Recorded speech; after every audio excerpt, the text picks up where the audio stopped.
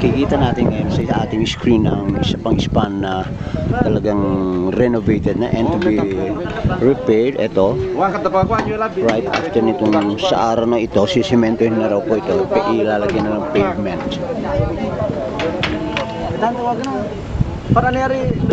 At bahagi ng ritual, nagpadugo sila ng isang baboy. Yan, makikita ang tubo all over.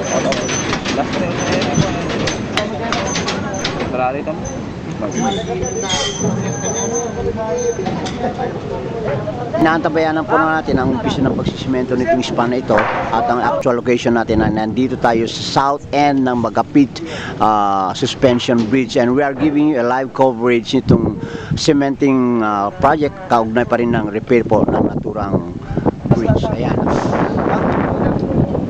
Okay, final instructions before we start.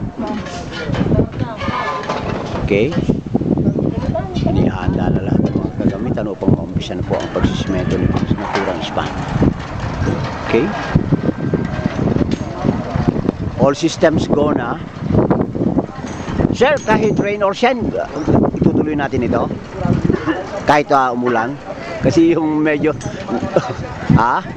okay. So tinanong natin kasi ang kalangitan natin ay hindi man masyadong very friendly po, at will be done, itong pagsisimento ay shall be done rain or shine. Napagalaman po natin ang info na yan.